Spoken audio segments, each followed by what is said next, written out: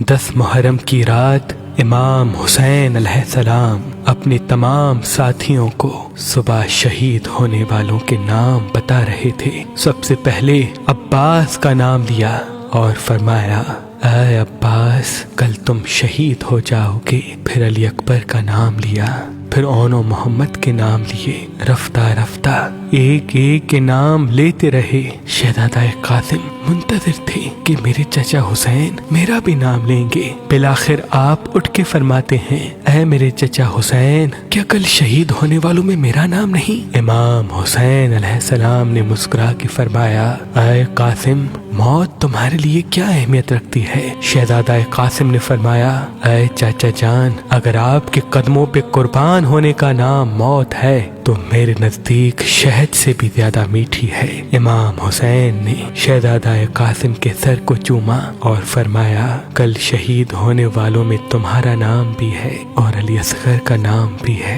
شہزادہ قاسم تڑپ اٹھے اور فرمانے لگے، اے میرے چچا، کیا یہ ظالم خیام کے اندر آ جائیں گے؟ امام حسین اپنی آنکھیں نم کر کے فرماتے ہیں، اے قاسم، میں خود فوج اشقیا کے پاس اصغر کو پانی پلانے کے لیے لے کے جاؤں گا اور وہاں یہ ظالم تیر مار کے شہید کریں گے۔ بس رات ڈھلتی ہے، 10 محرم کا سورج طلوع ہوتا ہے۔ ہر ایک شہید امام حسین کے قدموں پہ قربان ہو رہا تھا۔ بی بی ام فروا دیکھے کہ اس کا بیٹا قاسم اپنے سر پہ ہاتھ رکھ کے زور زور سے رو رہا ہے۔ بی بی ام فروا قریب گئی، اپنے بیٹے قاسم سے فرمایا، اے میرے شہزادے، رو کیوں رہے ہو؟ شہزادہ قاسم فرماتے ہیں، اے میری ماں، صبح سے لے کے اب تک جب بھی میں چچا حسین کے پاس جاتا ہوں کہ مجھے میدان میں جانے کی اجازت دیں، آپ فرماتے ہیں، قاسم ٹھہر جاؤ، رک جاؤ۔ اے میری ماں، آپ چچا حسین سے کہیں کہ مجھے میدان میں جانے کی اجازت دیں۔ بس جیسے ہی شہزادے نے یہ فرمایا،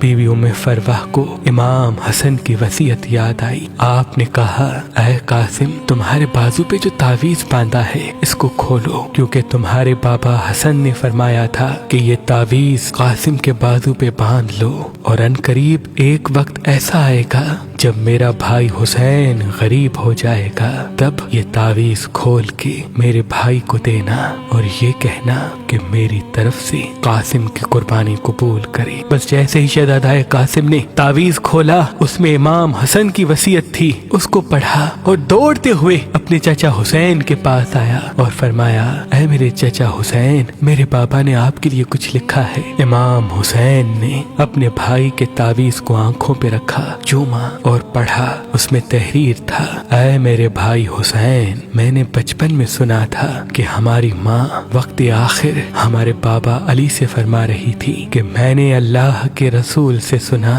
کہ ہمارا بچہ حسین 3 دن کا بھوکا پیاسا کر کے کربلا کے میدان میں شہید کیا جائے گا۔ اس وقت نہ اللہ کے رسول ہوں گے، نہ میں فاطمہ، نہ علی تم، نہ حسن ہوگا۔ میرا غریب حسین بے دردی سے قتل کیا جائے گا۔ تب سے میں دعا مانگتا تھا کہ اللہ مجھے بیٹا دے جو میں کربلا کے لیے رکھوں، تاکہ وہ میرے بھائی حسین کے قدموں پہ قربان ہو۔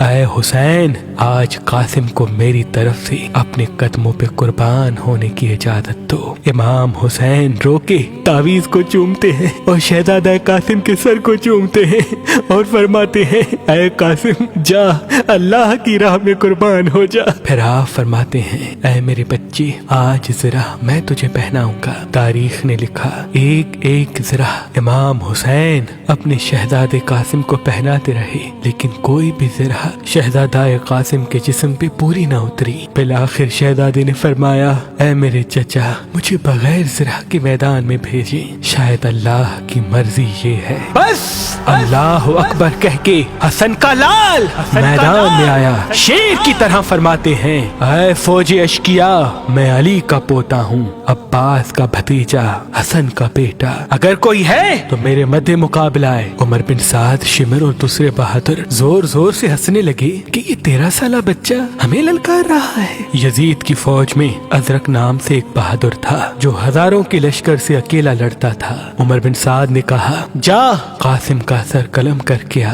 وہ ہنس کے کہتا ہے کہ اس بچے سے میرا क्या मुकाबला, इसके लिए तो मेरा बेटा ही काफी है। तारीख ने लिखा उसका बेटा गया, शहजादा कासिम ने एक ही वार में उसको फिन्नार कर दिया। वो हैरान होकर दूसरे बेटे को भेजता है, वो भी फिन्नार हुआ। तीसरा बेटा भी फिन्नार हुआ। जब उसके सारे बेटे मारे गए, वो अजरक मैदान में आता है और जैसे ही पहला वार करता है, शहजादा कासिम ने या अली कह के एक जर्ब मारी, वो जमीन पे गिर के तड़पने लगा। उमर बिन साद ने कहा ये अली का लाल है, जाओ सब मिलके हमला करो। बस एक 13 साल का बच्चा और हजारों की फौज ने मिलके हमला किया।